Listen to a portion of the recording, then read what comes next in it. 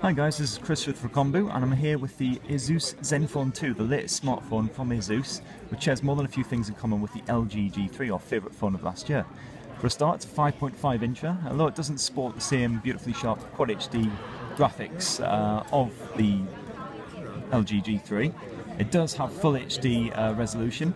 It's a nice bright and reasonably colourful screen as well. Seems to be dealing with the glare from the demo room pretty well. Flip the Zenfone 2 over and you'll see another thing in common with the G3, and that's the volume rocker.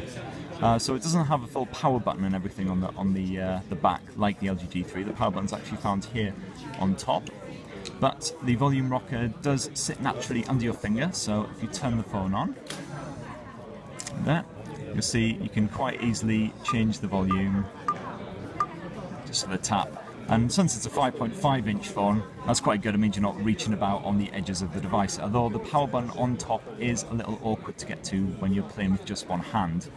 You definitely need two hands to get the most out of this phone. In terms of the interface itself, it's Android Lollipop 5.0, but it's also, as you can probably see, running the Zen UI interface, which is Asus's personal interface. So for instance, flip this down and you'll see we've got a load more personalization options compared to the normal Android ones. So yeah, for instance, you've got full-on glove mode, all kinds of power-saving modes, balance. This is, oh, it's a reading mode. There you go. Okay, so that just affects the screen. Turn that off. Oh, vivid mode, very nice. So that's, I'm guessing if you're watching movies or something like that and you want the colours to sort of pop a lot more. So yeah, so you've got all kinds of different modes that you can fiddle around with, the usual brightness effects and everything as well.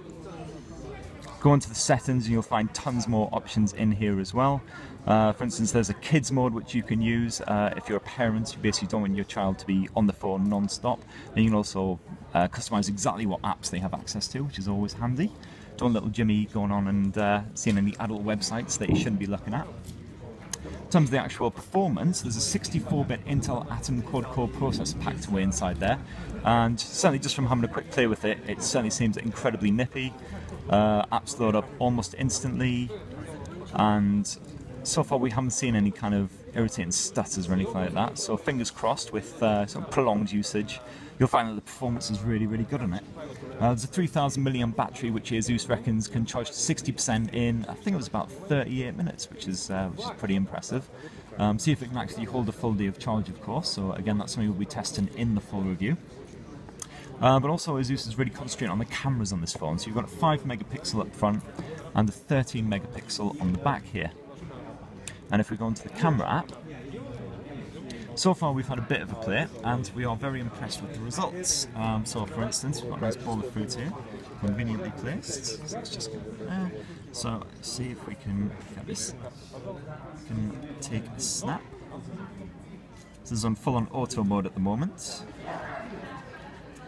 And if we go into the gallery, you see there's quite a good amount of detail packed in there. Certainly using all those megapixels for maximum benefit. If you get back out of the gallery, let's go into here. There is the usual sort of range of modes, but Asus also reckons this has got the best possible HDR modes in it. So let's do a quick demo with that. You can see the foreground is very dark, and after capture, and we do some post processing, right? And you can see the dark area brighter. It's just auto mode. We also can show you the HDR mode. We can provide. Okay. We can compare with the Samsung Note 4 auto mode. Okay.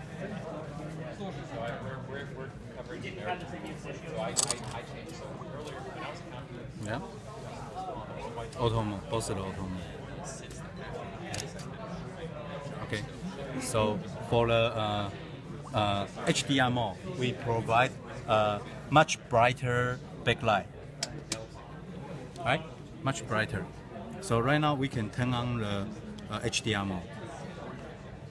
You can see more foreground. Right? And take picture. Yeah. Samsung claimed that their HDR is worldwide best one. Okay, so this HDR mode is exactly very good. Okay, so we can show you the HDR, and we also change to HDR. Okay, HDR.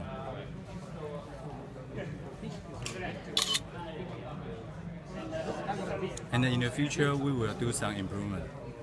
Yeah. So this is HDR. It's worldwide best one. Yeah.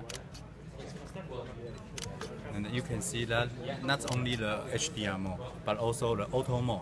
Auto mode is the most user used. Yeah.